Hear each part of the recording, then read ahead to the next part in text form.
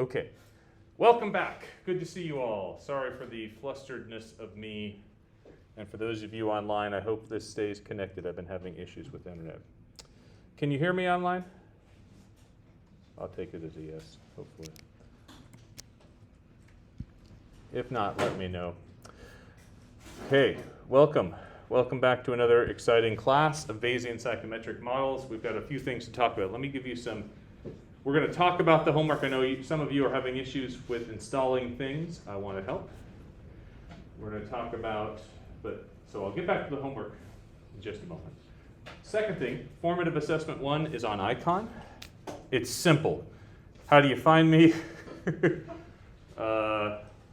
was the other one? I don't remember. What are we using for this class or something like that for analysis? You can answer these. I just wanted to get in the process of getting used to where those were, so it's super easy. And remember, with formative assessments, I grade on completeness. As we get into the semester, we might have some more difficult questions in there. Give it an honest try. That's all it is. It's for me to understand where you are, and hopefully for you to understand where you are as well too. Third, there are a couple additional readings on icon. If I go to the my website here,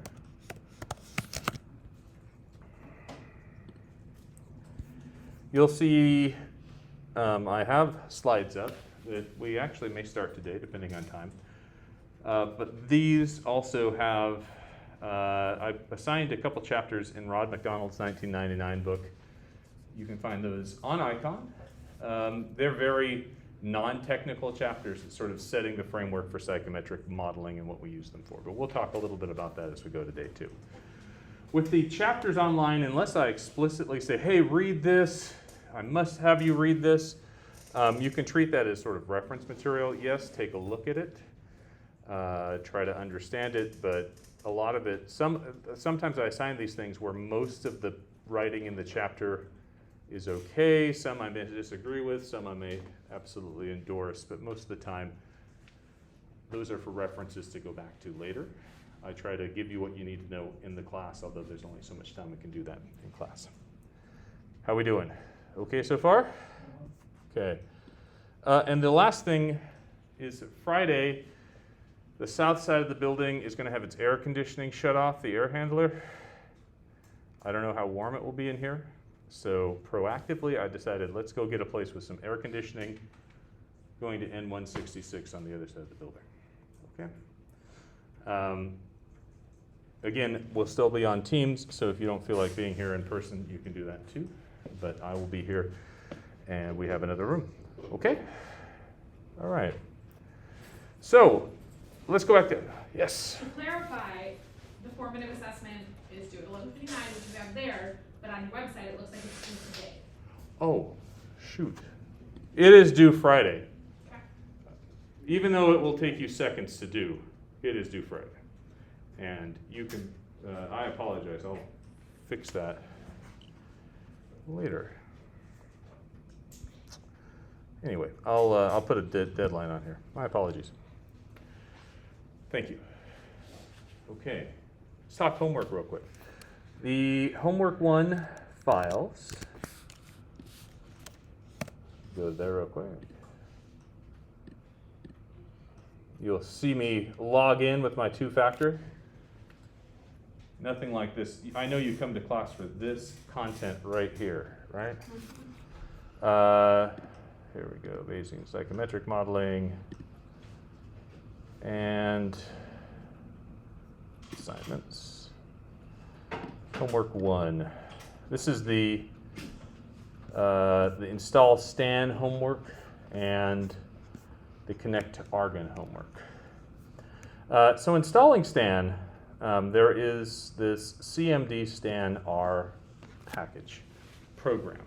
It is supposed to facilitate the translation of the R work to Stan. Stan's a standalone program.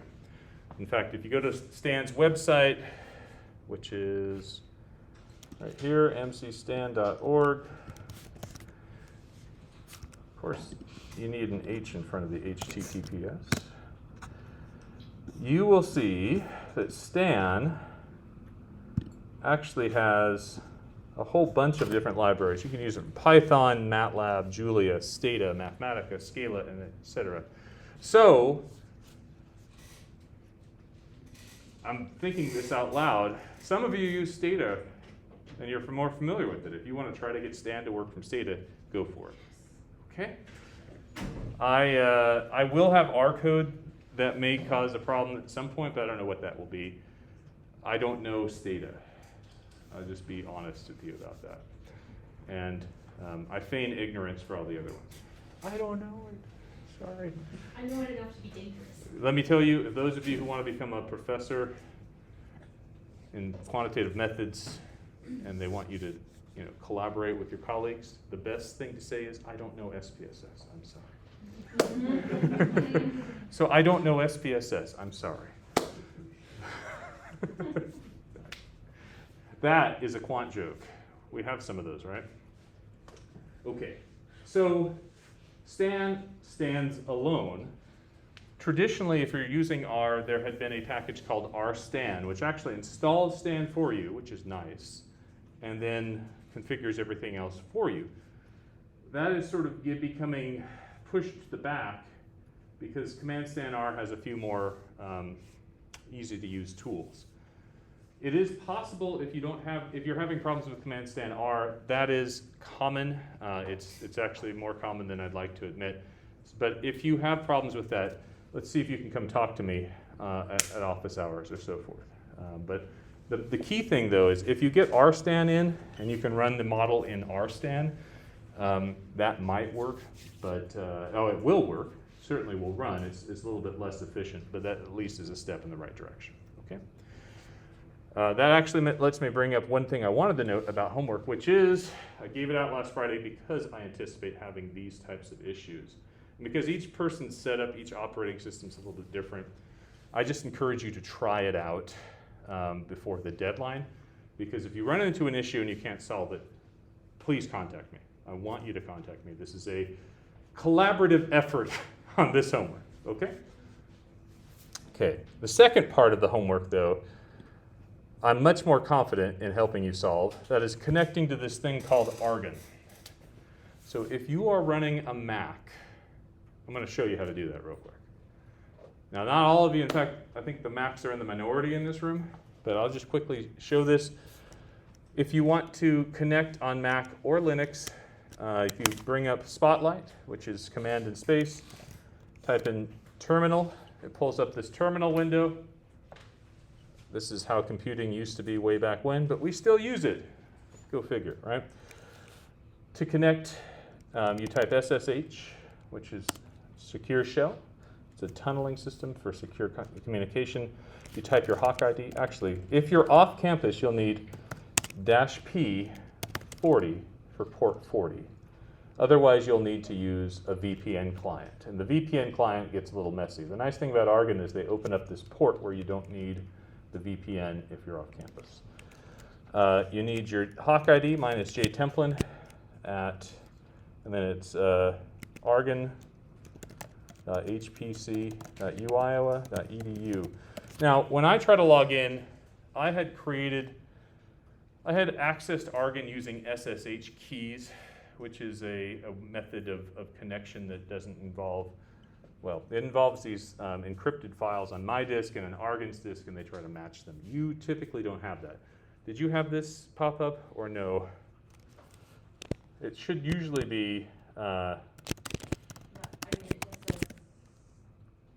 says, password. Password. So it should be your Hawk ID password. No, that's what's not working. Okay. So if that's the case, then just help me. If you come to office hours or book an appointment with me, we can try to make that work.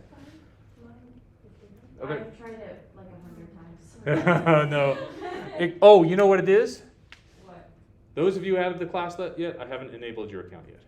Oh. That's it. Okay. Oh my goodness. So that's why So mine sorry. wasn't working. Yeah, it's not your fault. Let me make that a note real quick. Apologies.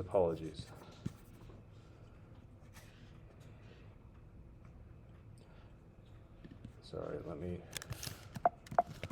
Gosh darn it. Get over here. All right.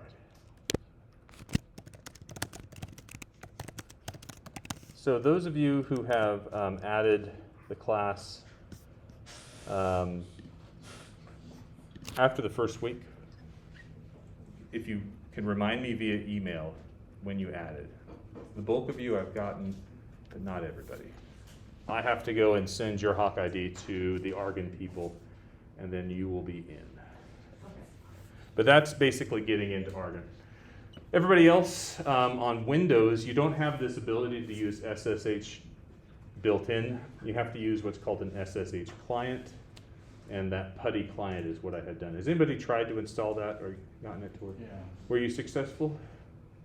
Installation? Installation you were? Yes. Getting it to connect was a problem? No. Okay. If you are having a problem with connecting, let me know. And you want me to walk? I have a Windows. Here, should I just try Windows in front of everybody here, see if we can make it work? Yeah. All right, let's do that.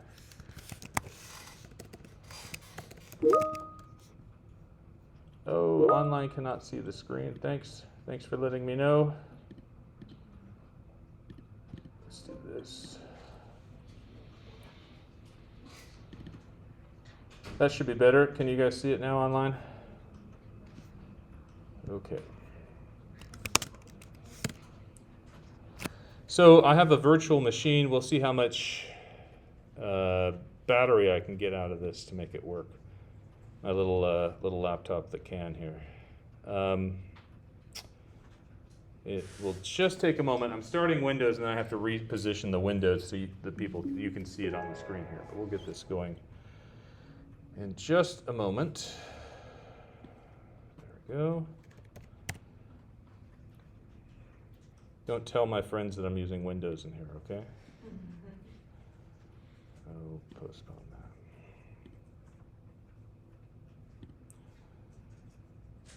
that. All right. Now I have Windows 11 on here. We'll see how this works. There we go. Okay, first step first, let's install Putty. Grab this link.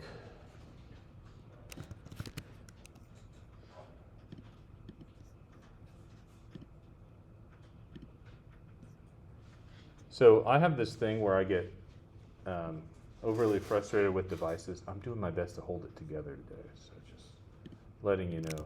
If you start to see me melt down, can somebody just be like, come on, calm down, Jonathan, it's okay. Like, devices trigger me in a way that, I don't know, man. We want this one. Actually, no, we don't want that. I am an ARM computer. What does that mean? So, your architecture of your chip. If you are, most of the Windows devices that you'll be using, like your laptops right here, use an Intel x86 based chip. x86 is the standard. Up until a couple years ago, when Apple released Apple's own version of their chips, they're called Apple Silicon, they use a standard called ARM to build their chips. I don't really understand the hardware differences between the two, but I can tell you that they don't run, you have to recompile stuff for the specific architecture. So if you're using an Apple Silicon machine, or you're using an iPad, or you're using a cell phone, those are ARM-based chips. Almost everything else will be x86. And that is one of the struggles that we have with these auxiliary programs, because each one will function a little bit differently. So I'm installing Putty now. Hooray, Putty is finished. And then let's go grab Putty real quick. Okay, so this is what Putty looks like. Have you gotten this far? Okay, what we're going to do is connect on port 40. And what is the address again? It is argon.hpc. So we got the host name, we type in argon.hpc.uiowa.edu, and keep the connection type as SSH. We will click open. When you first connect to a server, you'll get this message. This is basically logging on your computer the identity of the server. Why that's important is sometimes some people might take a server offline, hackers may take a server offline and spoof it with a different identity, and if it changes, your computer will let you know. That's why this shows up. But generally speaking, we just accept this. When it says login as, that's where you type your Hawk ID J Templin. I'm sorry, quick clarification on what you just said. Hmm? You dismissed that the first time, and then basically if it ever changes, you'll get it again? Yeah, it'll tell you. In fact, I don't know how Putty works. The one on the Mac will not let you connect if the identity of the server has changed. Yeah, but you're not going to get that pop up every time, or are you? Not every time. Okay. And if you hit accept, if you hit connect once on Putty, you'll get it every time. There was a button there that sorry. Here, let me go a little bit too far into the SSH world. SSH on your machine, at least if you're using Windows, and I think Putty saves these as well. On Mac, they actually create a folder that's named .ssh. And in there are a bunch of files, one of which is called known hosts. Known hosts is the key of each server that you're connecting to. So if I show you this, you can see where I've connected. So these are all the connections, and this is the key, the key signature of each of the servers. And you'll see I actually have a lot of connections because I do a lot of server work here or elsewhere, and it just records them. And so from time to time, what I will end up doing is change, like I'll start a server and I'll change the server and I'll repoint a different file to it. That would trigger it to say, hey, the identity of the server has changed, and it won't let you. Mac won't let you connect. Sometimes they give you the option of saying, yeah, I'll connect anyway. So that is the deal with it. There's other things in SSH. If you really start doing SSH a lot, you'll want to know about Ssh Config Files. I promise there's a point to this. You can actually load up a lot of your information into a file of how to connect, and then you don't have to type out the long line. You can just type in, for me, I do SSH argon, and it tells me everything I need to do to connect. So, but that's for later. That's advanced SSH. Let me go and reconnect here with Putty. Close you.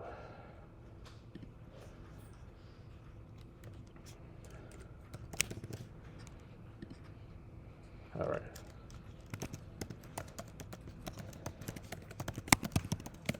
All right, Putty goes to connect. Well, you didn't change the port. Oh, yes. I'm on campus, it shouldn't work. It should work, but you know what? Thank you. That's not what I wanted.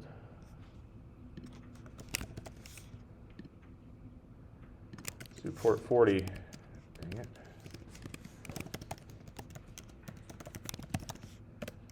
All right, there we go. Login as J Templin. My Hawk ID's password I put in here, which I believe is 1, 2, 3, 4, 5, 6, 7. Now you know my password, don't steal it. Again, more quant humor. And then what will happen is the Putty window itself functions as the terminal window. So when you hear me talk about terminal windows or command prompts, that's what you'll see. Is this helpful to get in? Okay. Any questions? Do I need to use Putty? If you have your own SSH client and kit in, you don't have to use Putty. Okay. Yeah. Use whatever you like. Some of the new Windows, like Windows, has a Linux subsystem in it, so you should be able to have Putty there too, but it's not clear. Putty is, for those of you who don't do SSH, Putty is like the easy way to get it. And I put easy in quotes. None of it's super easy, but it's easy. Relatively easy. How many of you have SSH'd before? Yeah, that's basically how I feel too. So welcome to the world of computing. By the way, you're like, hey, I hear there's this cluster of computers, like Argon has like, I don't know, 10,000 nodes, 10,000 cores of processors to be able to like compute stuff, or even more than that now, by the way. And how do I get to it? That. All right? It's like Back to the Future. Our supercomputer sounds super advanced and cool, and it's all text and terminal based. Actually, it's not. There's other ways you can connect it all. If you want to go down the rabbit hole of Argon, come find me and we can do that some other time. Any other questions about this? Yeah, So for off campus, you use the port 40? port 40. Okay. It's the easiest way.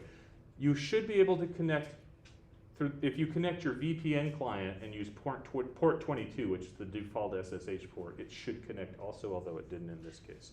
But an off-campus network, port 40 will work. Yes, So you don't have to be connected to the VPN. you do not, Okay. which is actually very convenient. Yeah. I just have a curiosity Yeah. about how this all works. If it's essentially like 10,000 people or 10,000 computers Yeah, we're tapping in to use. this is the awesome thing Like- about it. Like multiple people can connect at once. Yeah. Like, and Yeah, so what ends up happening is they have something called a job. Every analysis you want to run is called a job. And that job, you create a job file and submit that to something called a scheduler. The scheduler looks at all the processes and all the permissions, because not everybody can access every one of the computers. But the core that isn't being accessed by the owners of it is allowed to be used for the public. And so what the scheduler will do is say, oh, I've got these open cores right here. Your job wants 4 processors. I've got 4 right here. It will create a little virtual process, start your job on 4 processors, and do that automatically. And so you can even, these are all, this is a list of all the jobs currently in the queue waiting to be run. You can actually see what's going on. And as the jobs get run, they terminate, the next job in the line gets to have access and so forth. okay, logistically, if we're using this for our homework, like, is it the type of thing that you submit a job, it's scheduled, and it runs fairly quickly? It's clearly dependent upon how much is happening. Most of the How time, much should we plan for? most of the homeworks are going to be things you can run on your local device. Okay. They'll be very quick. They may take 5 minutes, but it will not, it's inconvenient, but not to the level of, like, you'll never get it done. Great, I can look at TikTok for 5 minutes. Yeah, I'm, TikTok, sure, go ahead, enjoy it. Maybe if there's stata TikTok, I'd love to see it. But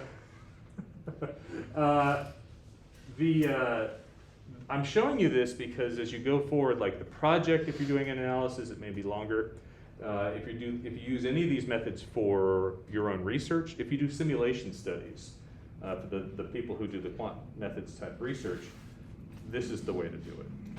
So I want to give this information to you in this class because it will prepare you to do sort of Bayes in the real world when you get out. But the homeworks I'm designing to make it so you don't actually have to worry about that. Okay. Okay. So this is more like application, down the road. Down the road application, but we're getting it started for it. And if you really want to be a nerd with all this, challenge yourself. I don't know why I'm saying this. Challenge yourself to do everything from an iPad, right? Because you can't install R on an iPad, but sure enough, there are SSH shells, so I can get into Argon like that. So now I'm on an iPad getting into Argon, right? So the point of the matter is, anyway, I don't know what the point is. Let's just go back. Yeah, I'd like you to see Argon for bigger analyses, things that get complicated, that take a long time, and certainly if you're doing simulation research, every replication of a simulation is a job effectively. And if you do it correctly, you can be running, Jihong, how many do they let you run at once? For 4 core, for each job I have 60. 60? Yeah. So you can run 60 analyses all at once with the scheduler. So you can submit a file that says, I want to do 1,000 replications. Well, 60 at a time will run. You can imagine how quick that goes, rather than doing one at a time or a few at a time on your local machine. Thank you. Sorry to pick on you. I know that you are working on it though. So, by the way, do I have time for a story? You want a story? All right. When I graduated from Illinois, it was 2004. They have at Illinois another big supercomputer. They have a center called the National Center for Supercomputing Applications, NCSA, where if you go to like your browser window under help, you'll see it listed there as like really early on the internet. It was prominent. So it was really big and really awesome, and I learned how to run jobs there. I had a social network analysis that had like 1 billion data points or something like that. It was ridiculous. I get out, I go to Kansas as my first job. Kansas doesn't have that. They like to say, they eat what they kill, as they say it. So basically, it was 2005. I purchased a server rack.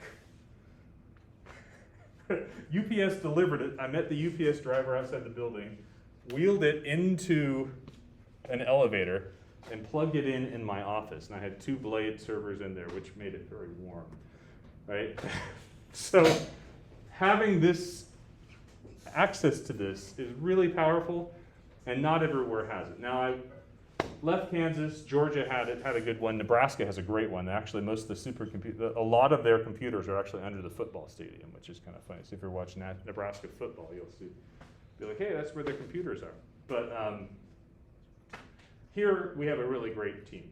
The cluster people are great, and it's a really nice benefit. So if you get used to using it, it's really helpful. Plus, I got to think that adding more skills to your CV or your resume is better than adding fewer. So that's the motivation for it. Other homework questions then. By the way, when I logged in, I think I've turned off the virtual machine now, but when I logged in, you saw that little prompt that said Argon. Take a screenshot of that. That's your homework answer. Part 2. Right? Nothing super hard. It's more just strategic, because as soon as we get done with the next lecture, we're going to get into starting to use Stan and do MCMC, and having you have access to it either in your local computer or on Argon will be very helpful. Yes? Yeah, add to that, I don't recommend to use HPC for homework. For tutoring, first install software on supercomputers. Yeah. It's very difficult. And second, even if you can run it, it could be take more time than your local machine, because your homework don't have multiple parallel jobs running. It could be slower than your local machine. Agreed. Yeah, the installation of software, I'll get into that when we get into the Argon side. And then you're right about the parallel process. So when I usually do work, actually I was doing this just before we came to class, I was fighting with JAGS, another MCMC program about analysis. And literally JAGS I fight, that's all it does. So I code an analysis on my local machine where if it's successful and it starts, it won't take very long. So in I set the number of iterations very small. So that's my test. And then once I'm ready to have an analysis take a long time, then I go and move it to the HPC, the Argon, to run it. So that's sort of my strategy for it. And I do think that if you are doing Bayesian, and again, this class is great. We have a mix of people who from different disciplines. Those of you in my discipline, if you're doing quantitative methods research, knowing that HPC will get you faster, getting your dissertation done much more quickly. I hope that, even if it's been frustrating, I hope that's the case for you. My dissertation, I somehow had 4 old Dells, and I put them in a back room of the place I was staying in grad school, and I didn't even pay for a switch to change the keyboard and video. There's something called the KVM switch that changes you. I literally manually I would unplug a mouse, keyboard, and video and plug it into each, type some things, get it running. The most inefficient thing in the world. So things are much better now. All right. How are we doing, everybody? Everything okay? Okay. Moving on. What do you remember from last time?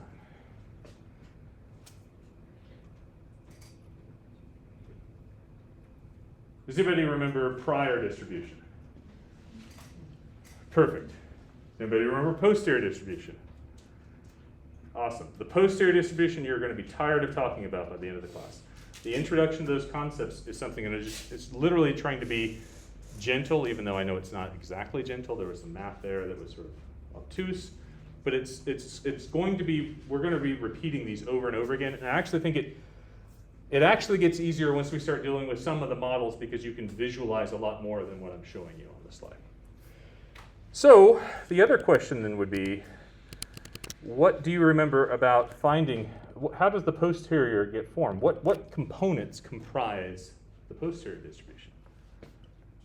The prior distribution and your observed data, the distribution of your observed, whatever. the model likelihood. We could just say data, the data likelihood, the data model, if you will, and prior combined to give you your posterior distribution. And let me grab the slides, and we'll jump in there.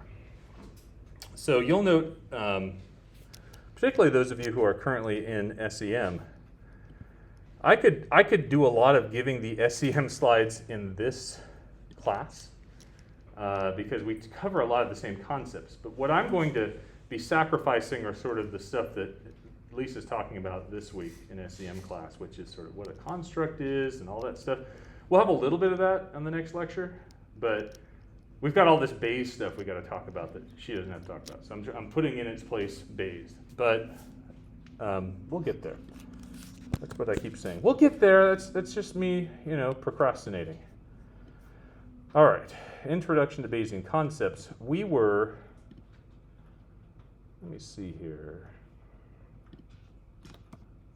We had this dice rolling example where I rolled the die 5 times, and somehow I got 3 1s out of 5 rolls, right? And so we were after what is the probability of rolling a 1? That was a parameter of interest. And when we think of a dice roll like that, we saw it. The data are either 0s and 1s. That fits into something called the Bernoulli distribution. So building this, the Bernoulli distribution for one roll is this term. I'll just keep saying this over again. I know I mentioned this before, but I'm going to use this to set up what we're doing today. The product is assuming that the dice rolls were all independent. I have my dice.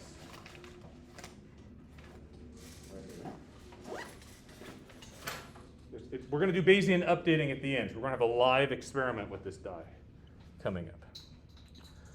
But that's our data likelihood. And if we were to plug in or change the value of the parameter, the probability of rolling a 1, this function plots how likely that probability or that value of the probability is given the data we have. Right? This is our model data likelihood. This is the model. Later on, when we get to psychometric models, this will also be, again, the model. And that model might have factor loadings, or it might have item difficulties, other terms that are involved in it, but the same thing functions. You've observed all the data. You're trying to pin down what the posterior distribution of these parameters of interest happen to be. So we picked a prior distribution, if you remember that. I said there's this wonderful distribution called beta. With all this math to it. Beta has these 2 parameters, alpha and beta, sometimes called the scale and the shape. The mean was alpha over alpha plus beta. We called those hyperparameters. Hyperparameters are the parameters of the prior distribution. We have to pick them in this case. We don't always have to pick them, by the way, but in this case we do. So, actually, let me stop here for 1 second and add a little bit more detail to that. Many of you have already taken multi-level. Remember the random intercept in multi-level, for those of you who have? We said it had a distribution. Oh, that's a prior. Well, do you remember what the distribution was? Usually? Normal? Normal. Normal has 2 spots for parameters, so there's 2 hyperparameters, a mean and the variance. The mean we usually set to 0, so we fix that. But what do we do with the variance? We estimated it. So there are times in data where you will estimate the values of the hyperparameters. That variance of the random intercept, which is an important concept in multi-level, when we estimate it, that's called an empirical prior, of all things. So the prior distribution may have subjectivity involved in it, but sometimes we try to limit the impact of subjectivity when we can, because we can estimate some of those parameters. Now, not all cases. We couldn't do that in this example with the dice because we only are collecting one outcome, right? If you think about the multi-level design, for a given cluster of level 1 units, you have multiple level 1 units, and then furthermore, you have multiple clusters, level 2 units. And because of that sort of multi-level design, it allowed, you had enough data effectively to go and estimate what the variance of those things happen to be.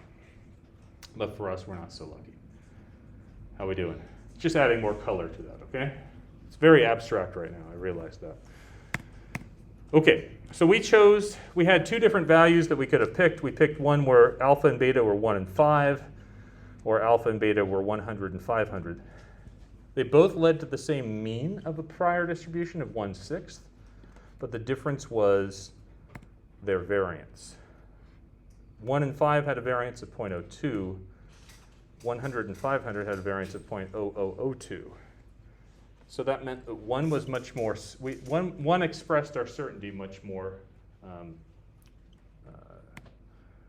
don't know, we had much greater certainty in the 100 and 500.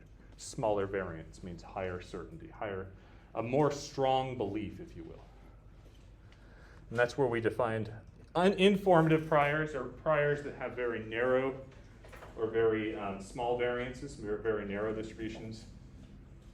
Uninformative priors are priors that very wide distributions. Yes? Can a beta distribution mimic any exponential, like any distribution in the exponential family? Ask the very first part again. Can a beta distribution mimic? Not entirely. Okay. The core definition of beta has a sample space. So the range of a distance, this is actually going to be an important concept, so I'm going to discuss it a little bit. We have all these distributions, and the distribution is defined on a range of values. Sometimes we call this the support of the distribution, the numbers that can go into it. Sometimes we call this the sample space. So beta, the core beta distribution with 2 parameters, the sample space is fixed between 0 and 1. Okay. So we wouldn't want to put that distribution as a prior on something like the mean when we're sampling. Let's imagine we want to go and figure out what the class height mean is in inches. We could use a beta for that. It's not going to go well, right? Now, there are generalizations of beta to move the endpoints, and you can move that, and that would be a fine prior if you wanted to. But there are other priors that would more naturally fit that sample space. So one of the guidelines in picking what prior to use is where do you expect the values of parameter to fall? Because we're dealing with a probability, those values go between 0 and 1, we would like a prior defined in that range as well. So that's actually, that concept actually gets into psychometric models, not in priors, but in the model itself. So in a measurement model, if you're doing factor analysis, confirmatory factor analysis, the distribution for the data is actually normal. So by specifying it, you're saying the data can take any number on a real number line going from negative infinity to positive infinity. Now, that's not very likely. The normal distribution gets really tiny tails and so forth, but the bigger problem is most people often use factor analysis on discrete items, like Likert type items. So mapping the range or the sample space or the support of a distribution onto the data is an important concept that we're going to hit up most of the times. And actually, your asking that question allowed me to talk. So thank you. Did that answer what you need? Perfect. Thank you. Other questions? Okay, so my apologies for the font size on this. I should have made it a little bit bigger. The black line, the uninformative prior. The dashed red line is the informative prior. Both of them have a mean in the same location, but you can tell what's happening is if we try a value of this probability that's 0.4, both of them are going to say it's very unlikely. Right? So that prior, the height of the prior, the height of this distribution is what gets calculated and what goes into calculations for our posterior distribution. Any other questions? Okay. So the other thing that we mentioned, I picked a beta here and it turned out it was convenient because we get into something called a conjugate prior. which means we pick a prior from a family of distributions, in this case beta, and it leads to a posterior with from the same family, in this case beta. So when we take a beta prior and we combine it with a binomial model for data, we end up with a beta posterior. I'm not going to derive that analytically, but that's how it gets derived. Literally, you take the model PDFs, you push them together, you apply Bayes' theorem with algebra and so forth, and you try to show that the result of that follows something that you know what it is. That exercise is, first of all, really difficult. That's not what we want to teach you here, but it's also unnecessary because you don't need to specify a conjugate prior. It only makes it convenient in some small cases. There are psychometric models where conjugate priors make a lot of sense. And then there are psychometric models, actually I'd say most of the psychometric models that are out there, where you'll never use a conjugate prior, and that's okay too. It just so happens that the conjugate prior makes it so I can do an example that doesn't involve Stan. Yes? I suppose in practice we usually use numerical methods, right? Yes. And going on to that, if I wanted to, I could use Stan for this. And its result should mirror what we get with the beta distribution. So even if we picked a conjugate prior, we could use those computational methods, and the result would still be the same posterior, if we do it correctly. Well, we'll get to that a little bit later. Okay, so here's the posterior distribution. This is where we left off the last time. Again, the black line right here is the uninformative prior. The red line is the informative prior. Now recall, I have the sample of data has 5 observations. 3 of those 5 observations were a 1. So if you were to be a non-Bayesian, and you were just to say, what's your best guess as to the probability a 1 shows up on this dice, you would take 3 out of 5, right? 60%. You'll see the uninformative prior, that's right here, 0.6. The uninformative prior, which started with the mean down here, when you add the data and you create a posterior, that posterior is a blend of where your data happens to be, which is right here, and where your belief happens to be, which is right there. And you'll see that that mean of it, I think I have it on a previous slide. Let's see what it is. The mean of the posterior distribution for the uninformative is 0.36, with a standard deviation of 0.13. However, if we switch that to a more informative prior, the mean of that is 0.17, with a standard deviation of 0.01. So, this is where you have to say, which one makes more sense? That all depends. This is the problem with Bayesian, is the subjectivity. Which one looks most like our data? The uninformative prior looks like most like our data, because 0.6 was just our data, our frequentist mean estimate. But our Bayesian version of the mean says 0.36. It's basically trying to say what's the, your belief is sort of you're putting your belief in because you're trying to make an analysis that sort of, how do I want to say this? Makes it so that you're not wasting time. Let's put it that way. Right? If you examine the die and weighed it and said, oh yeah, 0.6, right? That's a good prior for it.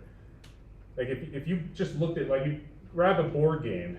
In my house, my son used to love playing Monopoly, which I enjoyed teaching him the hard lessons of Monopoly. The hard lesson of Monopoly is it takes a long time. But you open that board game, you pull out the die, you're like, yeah, what's the probability I'm going to roll a 1? I'm really sure that's going to be 1/6, right? Otherwise, who knows? Someone's going to jail more often or something like that in Monopoly, right? That prior of the certain prior kind of gives us that. You put more weight into that belief. It just happens to be that, yeah, there is a probability, a non-zero probability that you'll roll 3 1s in 5 rolls, right? But the more informative prior is saying that's more of a fluke. It's going to take a lot more rolls than that to move that probability away. We're going to see that in the next couple of slides. Questions on this? I just, Oh, sorry. go ahead. Thank you. How are you getting those results, those 36 and those 17? Where it comes from? Good question. So in the beta distribution, when we use a conjugate prior, we can show that the prior distribution is also beta. And the parameters of that prior take the hyperparameters, A and B, so in the uninformative case, a 1 there and a 5 there, and we add to it, for A, the number of successes, so in this case 3 ones, and for B, the number of failures, so 2. So the posterior distribution that we end up having from these data would be a 1 plus 3 for 4 for this first parameter, and a 5 plus 2 or 7 for the second. Well, it turns out with that information you can calculate, you know the beta distribution has a mean. The mean is right here, alpha plus alpha over beta. So I plug in those two values and that's the mean. For the variance, I plug in those two values and I calculate the variance. I take the square root of that and I get the standard deviation. So in this very small example, the answer to finding those numbers comes from the distribution itself. When we get to JAGS, or STAN, pardon me, when we get to our Mcmc algorithm, it's actually going to be somewhat more classic than that. We're going to look at all the draws. We're going to have, let's say we run this algorithm 1,000 times. We're going to have 1,000 values of our probability. We take the mean of that 1,000, and that's our estimate for the mean. We take the standard deviation at 1,000, that's our estimate for the standard deviation. Thank you. So to distill what you're talking about, to make sure I'm understanding it, basically, the more informative a prior is, the more strengths it has in terms of like once we combine them. And Yes. then the more observations you have for the, what was it, the model likelihood? The model likelihood, yeah. Model likelihood, that is gonna increase its strength. That's when right. you go to combine them. That's right, and if you think about why that is, let's go right here. Let me get my prior distribution out here. Bayes' theorem. This part of it is our model likelihood. Okay, yep. Now, if you remember, on this part right here is our prior. So our prior, we're putting in the height that came from that graph one time. And this model likelihood, now when we have 5 rolls of the die, we have 5 probabilities we're putting in. Right? So now it's one number from a height and 5 numbers. One number to 5, basically, for this example. If I rolled the dice 500 times, though, that one number would still be one number for the prior. But now our data would have 500 values. And you can start to see mathematically why the prior, at some point, becomes mostly irrelevant. There are some catches to it. If we put a prior in that's simply ridiculous, like the variance is infinitely small, almost 0, it'll take a whole lot of data to get away from the prior. But generally speaking, the prior represents one component, and the more data you get, you typically start to lessen the influence of the prior for most reasonable choices of what the prior is. Other questions? Okay. I did all that, did all that. Let's talk a little bit about Bayesian updating now. Right, this is the idea that we could run this experiment live. Instead of collecting 5 dice rolls, I could do this live, and every time I will update my belief. So let's start this out. All right, let's take this black line here and assume that's my prior distribution for the probability. Let me find this slide here real quick. Here we go. So here's the syntax for this slide. Let me try to make this bigger. Okay, here's our first observation. We're going to collect a new data. Let's see here. We have the plot down here of the prior and the posterior distribution. What we end up doing with this is every time we have a new piece of data, we're going to update prior. We're going to turn it into something we call a posterior. Right? So let's imagine the very first time I collect my data. Let's see here. Let me run this real quick.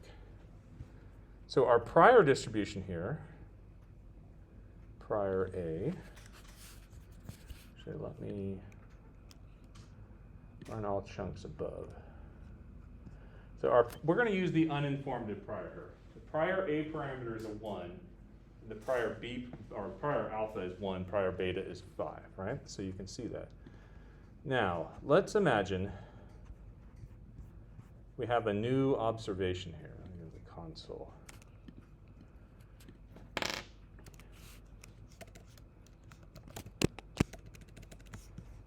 Here.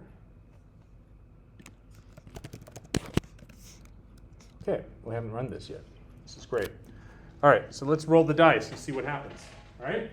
So right now we believe that that black line, which you can barely see, is our belief in what the probability of rolling a 1 is. Ready for this? First roll is a 6. So the new data is a 0. So we have the new observation here. Turns out, remember the prior A and the posterior, the posterior distribution is the prior value plus how many successes you had. Here I had 1 observation. It was a 0, so that's not there. And the posterior is 1 observation, and it was not successful. So now we have a new posterior value and of A and a new posterior value of B. It's 1 and 6 now. So now what we can end up doing is I can end up plotting this for you. If I do this correctly. Right here. So the black line, the solid line, is what we believed before. And the red line is our posterior distribution. Right? So with 1 observation, we didn't move a whole lot off the data. Should we do this again? What's our new prior at the top? The posterior? That's right. In Bayesian updating, we take the posterior distribution as our current belief state, right? We believe the dashed red line represents the likelihood of rolling a 1, a probability of rolling 1, the likelihood that occurs. Okay? It's our new prior. So let's roll the dice and see what happens. Roll the die. It's a value of 2. That is not a 1. All right, so we go back. Still a 0. The new posterior value of A. Posterior A is still 1. Posterior B is now 7.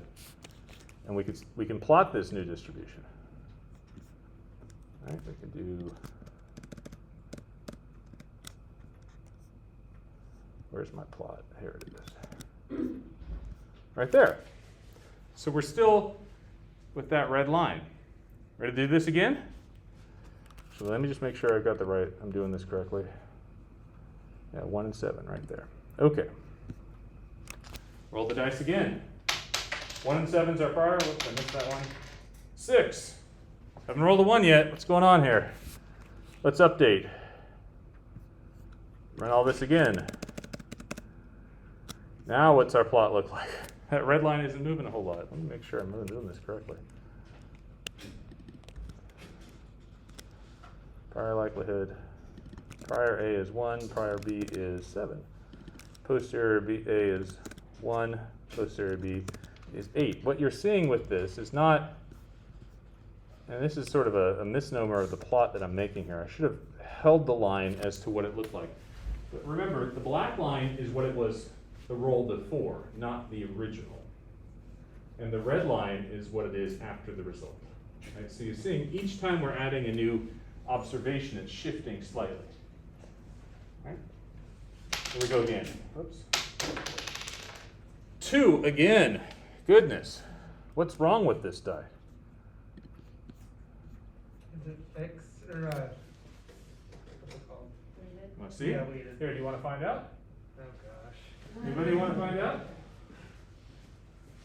I mean, Don't tell anybody. I want you to look at it. Don't tell them what you see. Oh. There's evidence. Okay. How many rolls does it take to get to that decision? Another 2. All right? Are there only 2s and 6s on it? Yes, this is a weighted loaded die. The probability of rolling a 1. That's right, the probability of rolling 1 is a 0 on this. But what I was hoping to show you with this was that after a while, regardless of your belief, you'll start to change your mind with the data. That's sort of where I was going with that. But I don't have to bore you with the details for that. See, you can never guess what's going on. But actually, it turns out, those of you who like craps, not that you do, but when you put these together, the pair of dice, it always ends up in a 7 or an 11. Oh, So, so they're cheating that. yeah. So there you have it. There's a 2 and a 5 on one, and a 2 and a, well, no, I don't know what exactly, but anyway, yeah. So, yeah, I bought those for this example. I don't know how well it's going, but from now on, you know. So you could run this over and over again, and what you'll end up seeing is, here, let's just do this, see if I run this a lot. You know what I think? Yep, let's keep going. You can see the posterior B is going. Let's do this. Yes. Okay, we've done it a lot. Now there's our posterior. You see the likelihood of it is almost infinite down at 0. Right? If you were to pick the most likely value, the posterior is honing in on. Yeah, it's just not a value at all. Right? How's this working for you? Good, I'm wondering if you can plot the Original. prior. Thank Yeah, you. let's see if I can. Okay, this is going to take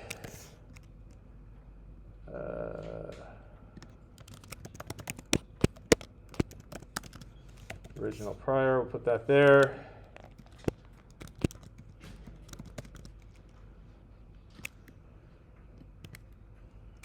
Shape is 5 here.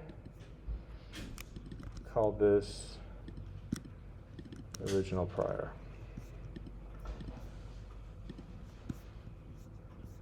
Oh, that didn't work out. P1 is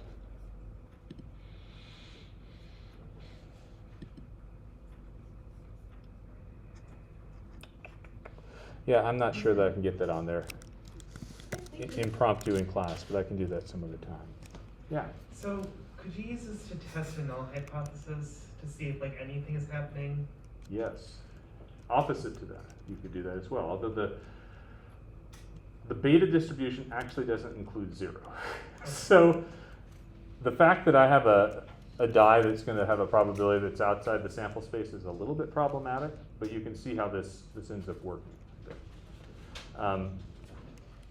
But yeah, and actually the idea of hypothesis testing is a bit different in Bayesian and how we get to it, and I'll mention that in a future class. But this is the process, though, right? Basically, you're saying, here's my posterior distribution. This is my belief, or this is the combination of what I've observed with my belief about the model. In this case, the model is fairly easy and uncontroversial. It's a Bernoulli for each die roll. And then my prior belief, which is more controversial. And the same thing could have happened.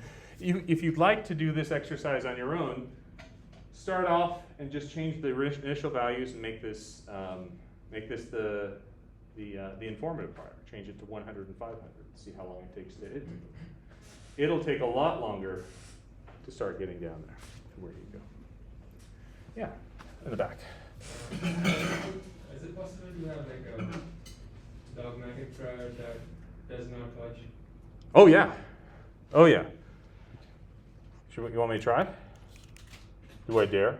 Is it possible like to accidentally use that in practice or something like that? Oh yeah. I mean, there are. The more you get into the Bayes part of it, the prior becomes something that it's not as difficult to think through. There's classes of priors that tend to get used for types of parameters, and then there may be some debate about what's best. In fact, if you want to, if you want a bloody knockdown, drag-out debate amongst people who love Bayes, look at how you specify a prior for a variance, right? Because what's the range of a variance? It goes from 0 up to infinity. What are the distributions that follow that? Should you use uniform? Should you use a gamma? Should you use something else? There's all sorts of that. But in the process of doing this, you collect a sample size that, you know, if you have a fairly uninformative prior and you combine that with a sample size, it's going to matter much less. So I try not to get into the prior debate as much, even though people really love that. Some people make careers out of it. Not for me. Did I see another question? Yeah, this might be a silly question, Yeah. but if basically you just increase the sample size and that one outweighs then the prior, what's the point of setting a prior? Good question. I don't know the answer to that. And actually that's where I sort of fall on the agnostic Bayesian side, which is to do frequentist or maximum likelihood, you have to make this assumption about n going to infinity. What's the question then becomes, what happens in the Bayes land if n goes to infinity? And in this example, they end up in the same spot. You'll get the same distribution, the same type of answer, the same type of result. And so there are a couple things in Bayes that cause this same conundrum, right? If I specify a uniform prior, or I specify whatever, and I get basically what frequentist is, what's the benefit of Bayes? There isn't any, to me. There's a philosophical benefit about what it means to have a confidence interval versus a credible interval. But in practice, if you're going to have large samples, you're not going to have a lot of the influence of Bayes. One of the nice things, though, about this is this updating part, right? If today the data look like this, but you're in a process like, I enjoy, actually, let me see if I can find it here. Okay, I'm going to pull up a political science website, but I'm not endorsing any candidate, okay? So this is for statistical purposes only. All right, you'll have to get me outside of the classroom as Jonathan Citizen to be able to express my opinion that way. But if you go to 538 here, let's take a look at. So they have forecasts for what's happening. What ends up happening here, let's take a look at the Senate race here in Iowa. Right now, it's projected that Chuck Grassley will win the Senate race in Iowa as of right now. Right? In fact, that probability, it says 98 and 100, that's actually a Bernoulli. The probability, 0.98. Right? That's the mean of the posterior distribution, I believe. So here, you'll see this little plot right here gets updated every time a new poll releases data. And so what ends up happening is this site uses a prior distribution. They talk about it based on election fundamentals, so who's controlling Congress, what's the economy, economic variables, and so forth. And it creates a point estimate of it creates posterior distribution of that probability. But every step of the way, you'll see this graph right here has a step function. Those steps correspond to when new data come in. When the new data come in, this is each a poll that talks about the probability that people will vote for Chuck Grassley. Right? That poll then is now the new observation. So you combine the prior right here with the new observation, and you get the probability Chuck Grassley. Actually, the point estimate is right here, 58.5. That's the probability of the proportion of people who should vote for Chuck Grassley, I believe. But if you look at the window around that, the window is such that there's a 98% chance that that point estimate is bigger than that point estimate. So that's how they're deciding it. But why Bayesian is important is this same type of framework that you see here. If you're trying to do, there's nothing in frequentist that talks about it much, right? There is sort of this sequential statistics idea that started in the 1940s, or at least was really useful in the 1940s, particularly about quality control for munitions when we went to go and fight a war. But here, the Bayesian framework fits very well with sort of taking new observations, concurrent observations, and trying to update what you're trying to do with it. How's that work? Is that better? Yes. Yeah, I guess, again, might be a silly question. No. Like, what just prevents us from using frequentist methods to just re-estimate it with our new data? Like, Well, that's a good question. There's nothing. You could redo that. You could just take what the latest poll says, for instance, right? Nothing to stop you at all. However, the belief here is that if there's a trend, this should pick up on the trend a little bit more. But no, you can still do that. Yeah. Well, in a frequentist setting, can you weight the impact? Because like I'm looking at the ratings, like And they're doing that in this sense too. They actually Okay. weight the survey by how much stock they put into the survey itself. okay. So, anyway, there's nothing that stops you from doing that. And in fact, if you combined all this, treated the data with the weights or whatever else, you'd still get an estimate, and you could use that each day as well too. I guess the problem with that would be if the frequentist estimate is way out there, then at least in the Bayesian approach that would accommodate, that would be dealt with. Potentially. There's a previous bit- posterior. There's a potential that that sort of mitigates it, particularly with prior distribution mitigating sort of extreme results. So yeah, I'll go with that. Figure out what I was going to say. Yeah. After that, I think the frequent method is special Bayesian, but with It some prior we don't know. It could be. There, I'm going to show an example in regression where possibly that's the case.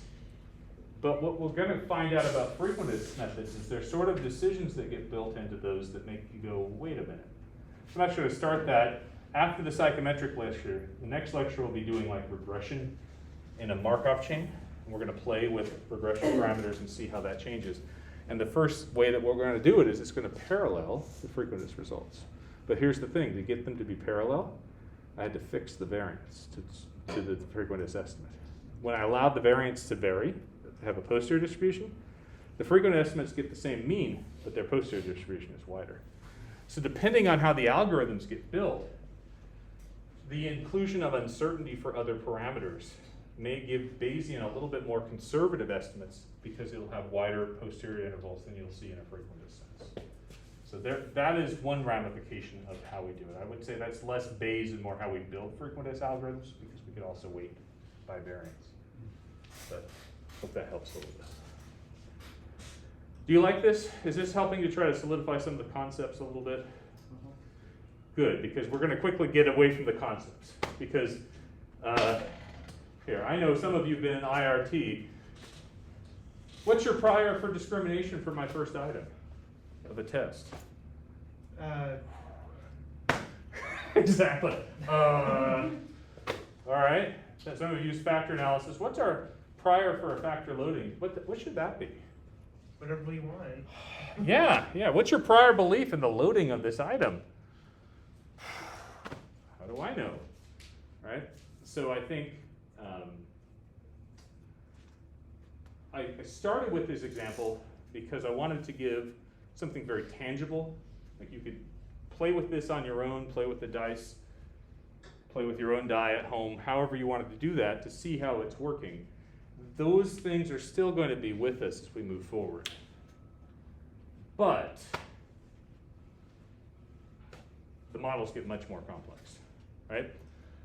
And that's actually the other benefit of this course. To do Bayesian and to understand it well, you need the model likelihood, or the model implied likelihood, the data likelihood. Who knows what the data likelihood is for a CFA model? I know some of you do. But did you get that?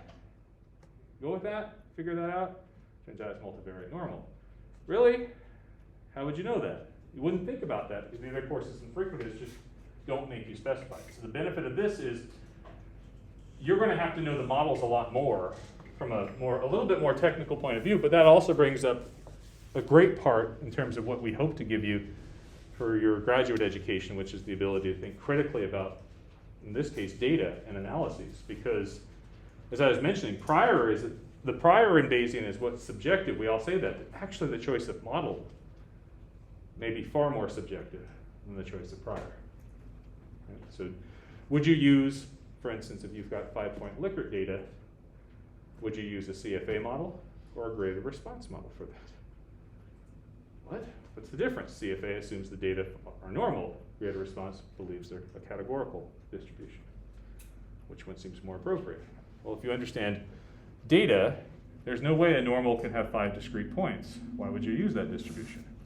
But that's a huge subjective choice, and it does impact the results and your belief about the results. So, how are we doing? So it turns out this was the lecture for today. Here's our studio. That was it. But I am already ready for Friday, which is a positive. It means I will not be pulling my hair out, well, what's left of it, the next few days. This is sort of the concepts I wanted you to get out of this lecture. Get this. I'm going to give you a thought experiment that we're going to start the next class with. All right? You can find these slides on my website. In fact, maybe it's easier if I just do this. I want to show you a couple things, and I want you to think about this because this is how we're going to start class next time. Take a look at these items. I have a survey up here on Qualtrics. This is the satisfaction with life scale. First question, I am satisfied with my life. Right? The conditions of my life are excellent. In most ways, my life is close to the ideal. So far, I've gotten the important things I want from life. And if I could live my life over, I would change almost nothing. And you see how you can respond to these. You've no doubt taken countless surveys like this before. All right? Let me ask you, how would you model those? What type of psychometric model would you use? How would that work? Then, once you start being certain about that, I made a revised form of this. Starts off with a similar, I'm satisfied with my life. Oh wait, now the conditions of my life are excellent, yes or no? Okay, what changed about that? Went from a Likert to binary. Okay, wait, now I got a slider bar there. Past weeks I've thought about how happy I felt, how many times? That's a new item. But how many times? Let's put a number there. If I could live my life over, I would change, and it's an open-ended response. What I want you to be thinking about, and what we'll talk about at the beginning of class next time, is first of all, what's the difference between these two? And second, what models do you know of that you'd use? Why would you use those analyses? How would that work? Right? How's that sound for an example? This is not homework. This is just thought experiment. As you're walking to class next time, be, oh yeah, that satisfaction with life thing. Anyway, any other questions today? As I look, I don't like letting you out late. Let's end it here. Thank you, everybody, for being here. Thank you for being here for those of you who are online. And I hope to see you next time. Office hours start right after class, okay?